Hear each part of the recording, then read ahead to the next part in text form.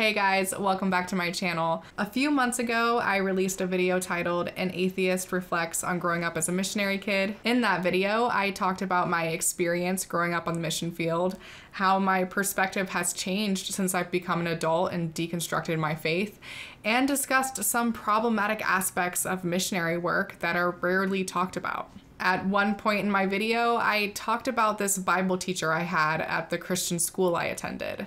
This Bible teacher was a fellow missionary, and he was really a leader in my mission community.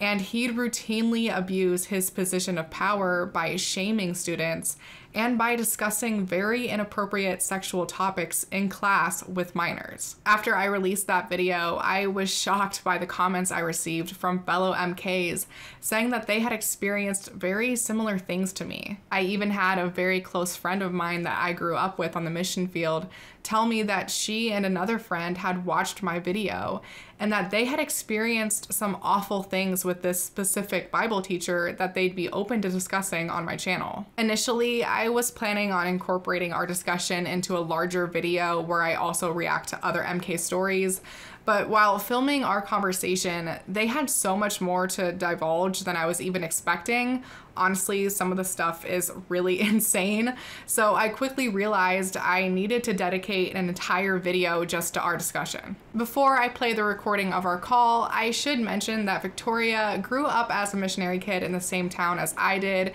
and I've known her since I was 12. Bosra, on the other hand, didn't grow up as a missionary kid, but attended the same Christian school that Victoria and I attended. Bosra is also half Papuan, so I think her perspective as someone who's native to the land that missionaries are currently colonizing with their religious ideology is really vital to this discussion. All right, let's jump in. I went to high school with both of you guys, and you watched my Atheist Reflects on Being an MK video. And you guys had similar experiences with the Bible teacher that I talked about in that video. And I wanted to hear the story, just kind of briefly, of the encounter that you had with him. Well, there were little instances that would lead up to that just because I was kind of loud, I guess. And he didn't like that. And he didn't like that I was like open about my views and I didn't care. So he already had like a vendetta against me.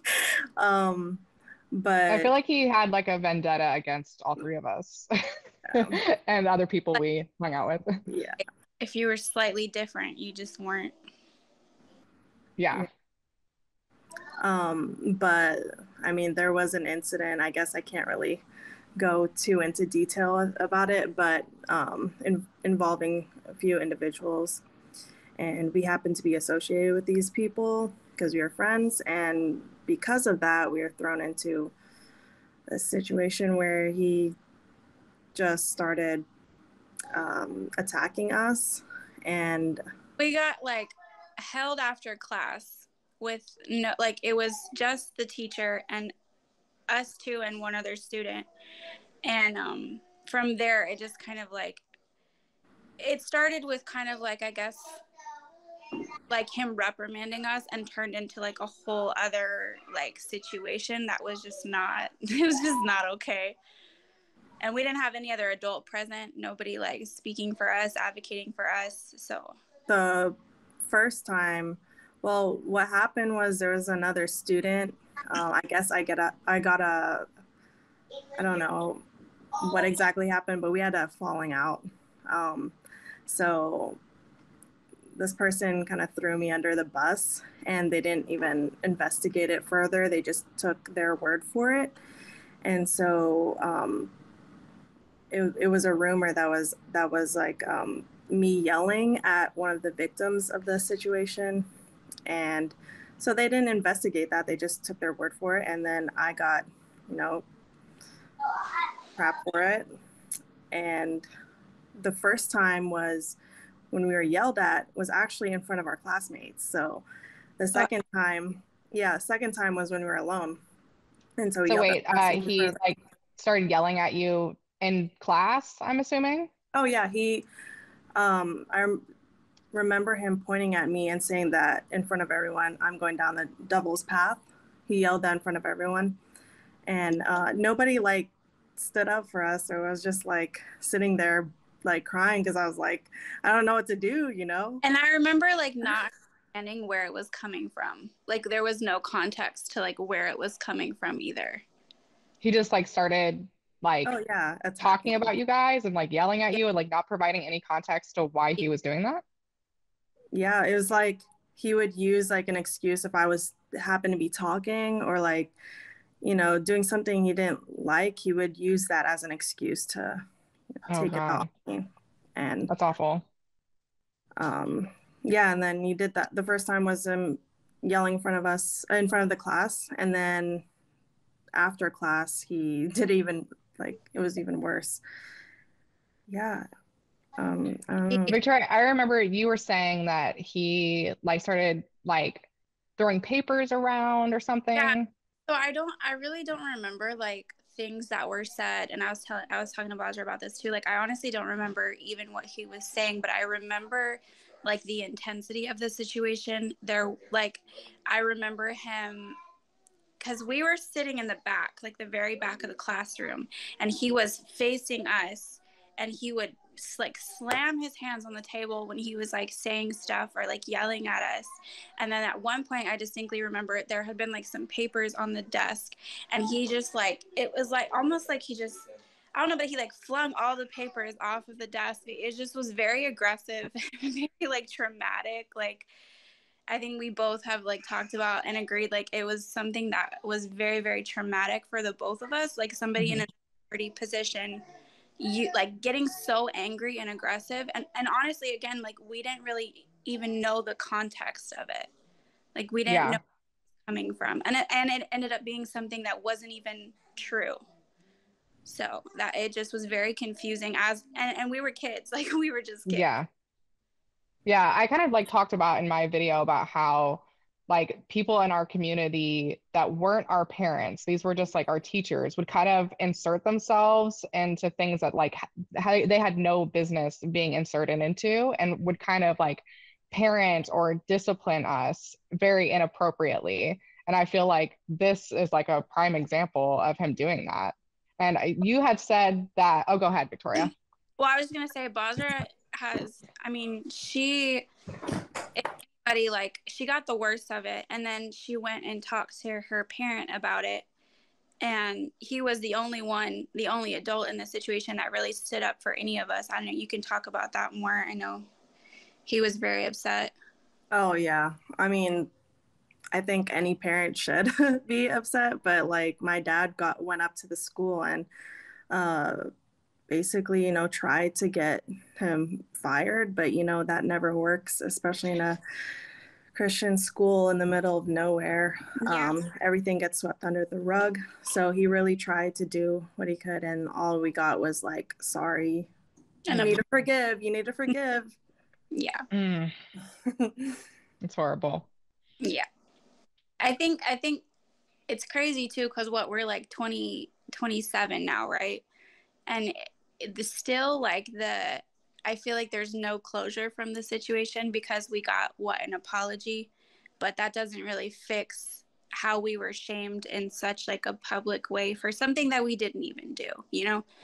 And we were shamed, and not even just in that instance, but like multiple times, just because of who we were, not because of anything we were doing, anything we were saying, just because of who Yeah, we I were. remember like That's he how I would took it. bring up like people that had graduated that like came out as like they moved back to the US and like came out as gay.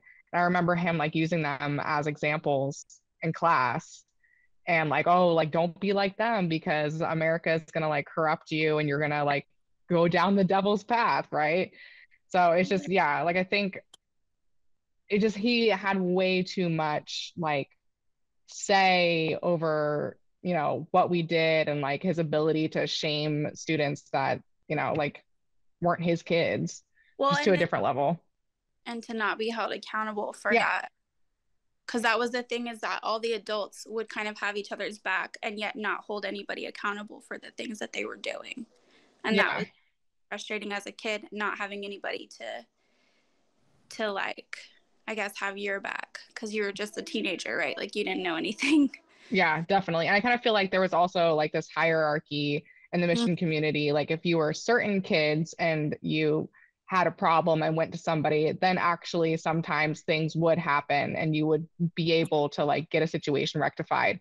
But if you were like a different type of kid, like us, like the like less than holy or like not living up to whatever standard, like crazy standard they had, then it's like anytime we said anything, like no one would listen to us. And Bosra too, like she was, she didn't even come from like a missionary background, and Yeah. because that was like put in a whole nother category, and Yeah. nothing she Well, did. yeah. That's like another layer because I'm also half Papuan, and so I now when I look back at it, I notice so many microaggressions and so much like it's just like it's just crazy looking back because you don't really realize it. You just think they're Yeah. just being mean, but it's like no, these people are kind of racist. Yeah, definitely. You But don't see it when you're in it, but when you like the further you get away from it, I feel like you can see it way more clearly. yeah. Yeah. Bowser, I'm kind of curious, like, what is your perspective on missionaries in Papua now? Well, I'm not a Christian, so Mm. so now my I guess my opinions on that are stronger. Do you feel like they have an overall harm to the communities that they're in? I think so because of the loss of a lot of culture and tradition and just a shame like when we're just practicing our like cultures the negative like comments about like oh they're topless or like the way they dance it's like well that's not even sexual Yeah, so just part of the um culture. just things like that and just the white savior part of that where they think that oh they need us like they would be Yeah, lost without us and I would kind of get that feeling like towards me too like I was nothing and like I needed them to help me and so like even as a 27-year-old now like I'm still struggling with them like even good enough yeah, even going away from all of the religion everything I still struggle with like my identity and like if I'm good enough and all of that so that's yeah. been a struggle. Yeah, I can imagine. I know for me, like, I didn't see all of that, as a missionary kid, like living there. Couldn't really put myself in your shoes, but now that I am an adult and like I'm not religious or anything, I can like see kind of more how like horrible that would be to have like these strangers come into what is your home and start telling you how you're supposed to live, Yeah, so I that's was awful. like told not to speak my language like on OE and I'm like okay That's crazy. sorry like yeah it was very confusing but I look back at it and it really it makes me angry Yeah. because you don't realize what's happening at the moment but How do you guys feel, or does what we went through in high school, like, does that still affect you now into adulthood in any way? Definitely, in lots of ways. I think like this past year, I've really like tried to figure out like what, like address my own issues, and like a lot of it comes back to like how we were raised. And I am like I would say I'm still a Christian, but I think like the way that things were done, the only effect really is to push people further away from what you're trying to say. And it's really sad because I feel like there could have been so many more positive outcomes that could have come out of that experience. Yeah. Most of us, especially like in our time frame, like when we were in high school, have a lot of things we're struggling with because the whole thing was just rough. Like it was just rough. Like I know you were talking about like when we were in Wamana, or I don't know if yeah, but it was like we were allowed to be ourselves within that community, and it wasn't really as harsh, I guess. Hmm.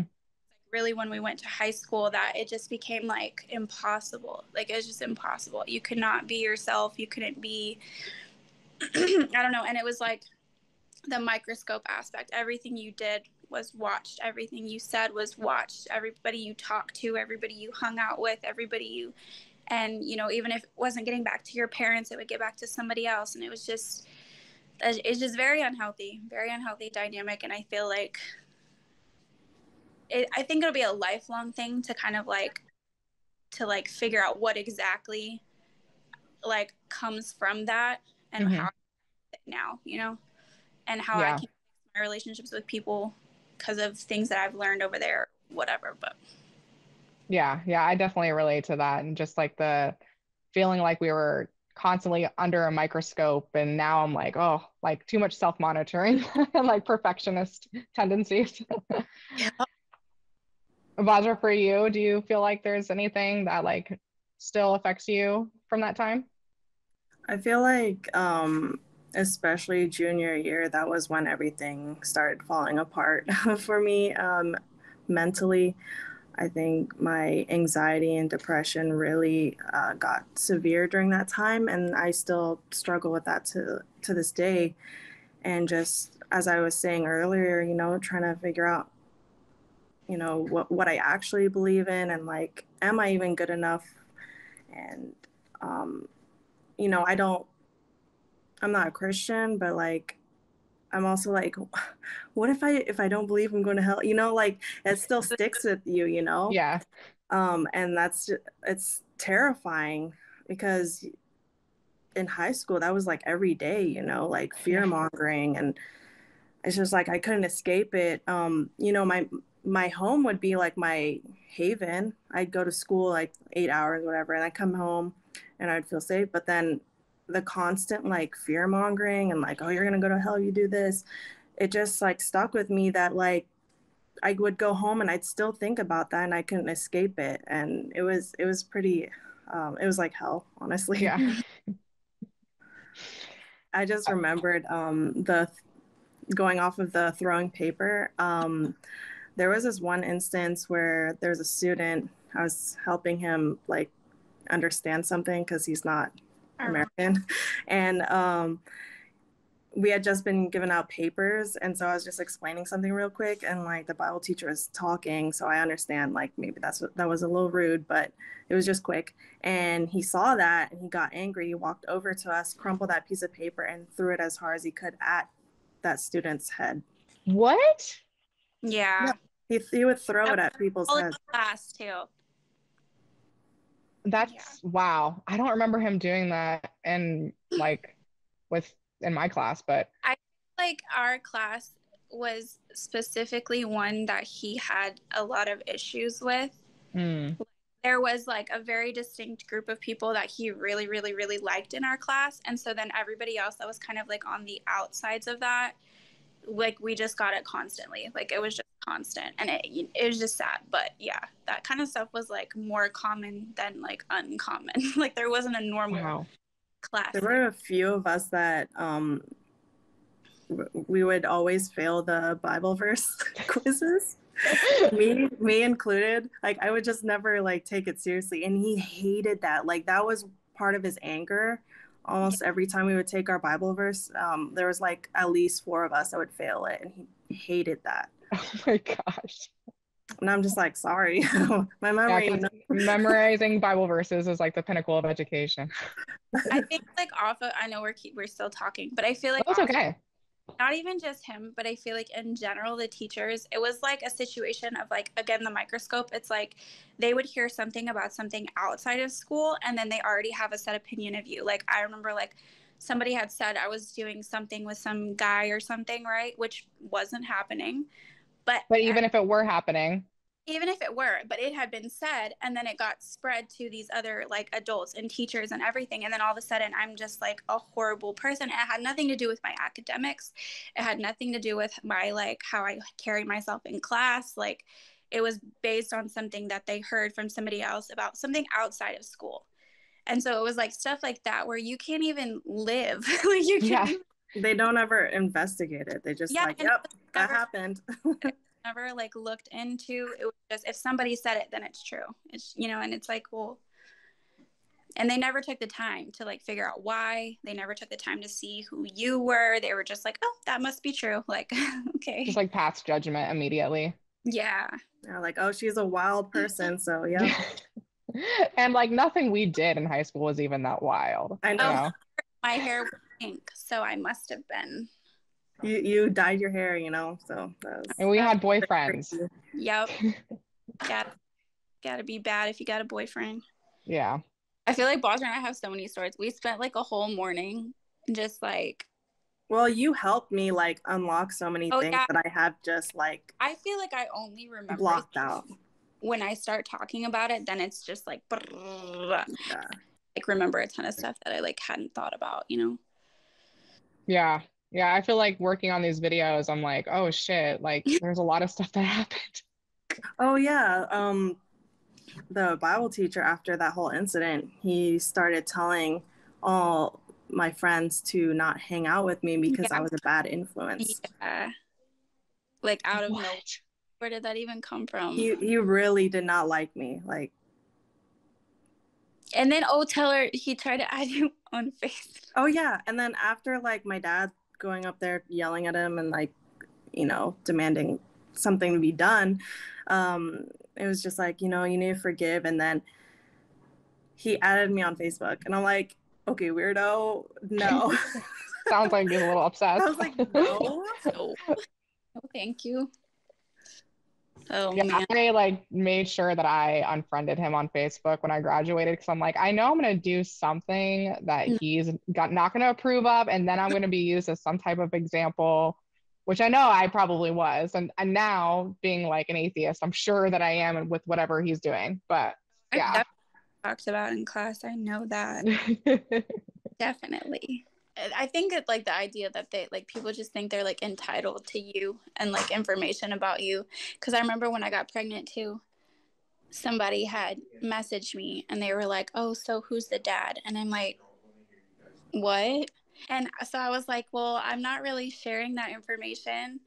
You know, like I'm taking care of what I need to take care of, and like that person's not really involved.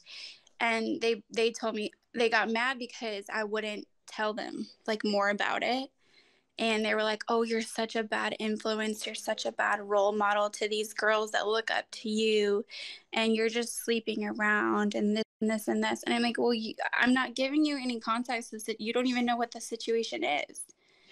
Like, who are you to say I'm a bad influence and a bad, like, you don't know what happened. And like, just because I'm not sharing that information with you, it's really not your information to know. Like, it's not. Yeah.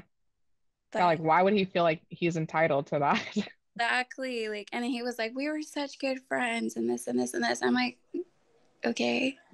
And you know what's like one of the weirdest things, just as like an outsider, was the stories that the adults would tell, like really personal, like uncomfy stories to like for us to like learn not to do, you know, like their mistakes. And I'm like, why are you telling us this? This is really creepy. Yeah. Like, oh, I would take this girl on a motorcycle ride and go over speed bumps on purpose so I could feel their boobs on my back. And I'm just like, why would you? Like, what's wrong with you?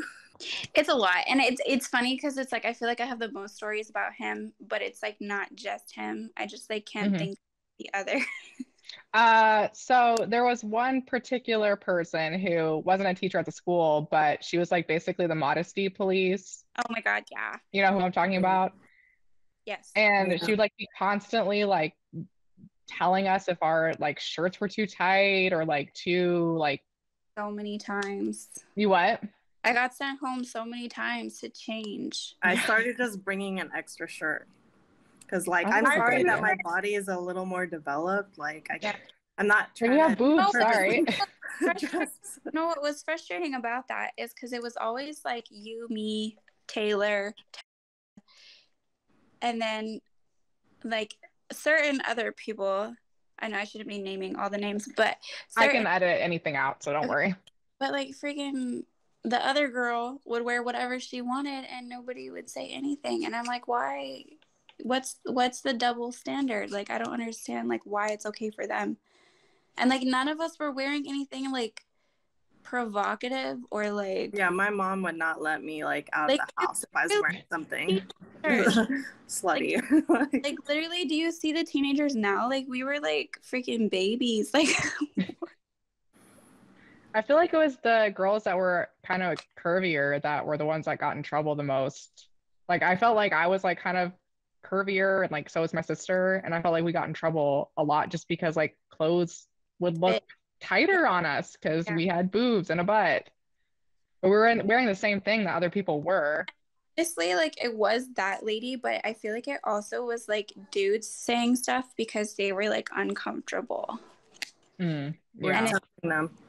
Yeah, and it's like, well, we're children and you're men, so like you need to just Like get that's your problem to deal with. That's not a problem. Oh, that was something I was talking about with Bosra too, the modesty situation. Because so Bosra and I went to that, or we tried to go to that concert, and I wanted to be able to wear like whatever I wanted to wear, right? But my whole thing in the back of my head is like, I need to be modest. I need to be covered. I need to be, you know, whatever, because like nonstop, you need to, you know, be modest so that you can protect these guys and their thoughts, and you need to be this and this and this. And like, I don't believe any of that now, but it's still like in the back of my mind constantly, like if what I'm wearing is going to be like inappropriate, or if it's going to be whatever. And it's like, that's not on me to like take care of other people's minds. Like that's not on me. But exactly. It's constantly like thinking about. Yeah. That's the thing. The Bible teacher would be open about like him struggling with that. And then saying that a student like would make him feel a certain way because like her cleavage was showing. And I'm just like, this is really uncomfy. Like, why are you saying this? It's like he needs to like get some help, like go to counseling or something for that, because that's not okay. But and then where were the people that like should have been like investigating that stuff? Because like if that happened like here, like they would have been fired and maybe like sent to like, I know. Where were the people that were like, and then it's frustrating because like I know like Bosra's dad multiple times had like gone to the school, had said things, had, you know, done things, and then it's like, but my parents didn't have that ability because they didn't live there. But I know they like called people and they, you know, whatever, and it's like, but nobody ever followed through on anything. Like it was just like, oh well, he'll apologize. It's like, but that's not That's okay. not Like, that's not good accountability. enough. I mean, like that's kind of what one of you were saying earlier. It's that like because we're in such an isolated environment, it's like things could really get swept under the rug and no one would really ever know. And if the same things happened in a school here in the US, like you're right, they would be fired, or worse. Some of the stuff was like borderline. Yeah. So many things, like there are probably even like worse things that happen that we don't even know about. I'm sure. Well, especially the things that happen to us like in the open. Can you imagine like the things that were happening like behind closed doors that like we don't know about? Like that's just like families being sent to the States for counseling, and it was because the husband was like caught peeping, Tomming some other missionary woman. Oh my gosh. Yeah, like there's so much stuff, and I'm just like, but we're the problem? Okay. And then they would cover that up as like, oh, they're just doing some like marriage counseling. But it's like, make it not that's what assault. Yeah. No. Other thing that I'm like really uncomfortable about missionaries is that there's so much like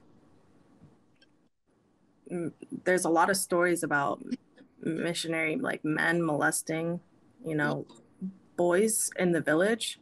And of course the boys can't do anything. They don't have anything, and they're just constantly being touched by these white missionaries. And like, who would know? Nobody. And then the mission finds out and they don't do anything. They just send them back to the US for counseling. They cover it up and act like it didn't happen. Our experience, like I think the things that happened to us, like everybody saw the things that happened to us and they didn't care, right? So that's why I feel like there was literally probably so much stuff happening like that people didn't see, because if they could like openly, outwardly like do stuff to people and nobody cared, like what are they capable of when nobody's looking, when nobody's paying Yeah. attention, you know? It's just There's messed up. like just a weird like amount of like sexual like scandal type stuff, and like, all these people freaking like suppressed all this stuff that they're not allowed to do, that they're not allowed to talk about, that they're not allowed to like, yeah. and then they're like having to hide everything, which like They're just creating an environment to do all these scandalous things. If you were just more open and like educate, like do proper sex education, Yeah. you know, maybe a lot of this stuff wouldn't happen. Like, surprise. Or like I know it's like a lot of it, but like if we would have been better educated too, because then you throw us into the US for college and we're expected to be able to navigate like dating and relationships and all of these other things that like we literally were never taught about. We never had any like sex education. Never. Like nothing. Then Yeah. we're in situations with people that have like grown up in this environment, and we don't, like, I didn't know anything. I'm literally learning as I go. I just got put in these situations and I'm just doing my best to navigate something I don't know anything about, you know? Yeah, like we were never, I feel like we were just told, don't have sex, don't have sex, don't have sex. And there was no like discussion about like sexual safety or like protection, condoms, birth control. Like I don't ever remember being taught any of that. And I don't remember a single discussion on consent. No, never. I don't think we were ever taught about that, you know? And like that's part of why like these so many scandals, like sexual type scandals, would happen in that environment, is because consent was never talked about. Yeah. And That's so like because there it would would be be our fault because of the way we dress. We would be asking for it. Yeah. It's rough, dude. And then it's like they would just say not to do it, but there would be no like, even if they would have explained to me like the emotional aspect of it, that would have been a better reason to me than just because we're not supposed to. Yeah. Like if you would have told me like, oh, well, you're going to be emotionally, like they don't even, they did, nothing was like scientific. Nothing was like, yeah, it was just don't do it. And it's like, but why? Because that just makes us curious, you know? And then you get to a point where like, okay, so then you do have sex. And then all of a sudden it's like, well, who am I now? Like if I've already done this, I've done like the worst thing that I'm supposed to not do. Like, why would I not just do anything I wanted or everything or like just go off the rails? Because I've already done like the worst possible thing. Yeah. Because they teach you that's like the worst thing ever. And so then you kind of feel like, well, I might as like, well, give up. And then it's like, you don't have that anymore. So like, then who are you? Like, who are you now? Yeah. Have that like badge of like honor or whatever. And it's like, no, but that's not really the most important thing, you know? Yeah. But yeah, no, it's messed up. It's crazy. It's wild. Okay, I am going to try to, I think I figured out how to stop recording. Okay. Okay, yeah. A huge thank you to Bosra and Victoria for coming on my channel and being so willing to share their stories. You both are brave, strong, and wonderful women, and I'm so happy to know both of you. I am planning on releasing several more videos this month reacting to other MK stories, so I hope you guys look forward to that. Thank you so much to everyone who sent in their stories so far. I really never expected to receive so much feedback from former MKs, and honestly, it's been one of the most therapeutic and validating experiences of my adulthood. If you sent me a story, don't worry, I have not forgotten about you. I will be discussing it in an upcoming video. Thanks so much for watching, and a huge thank you to my patrons who help make these videos possible. If you like this video, please be sure to subscribe and ring the bell. If you'd like to follow me on social media, my Instagram is Taylor_the_antibot, and my Twitter is the antibot. If you'd like to consider supporting my channel financially, a link to my Patreon will be down in the description, and I'll see you all in the next one. Say bye. He's very sleepy today.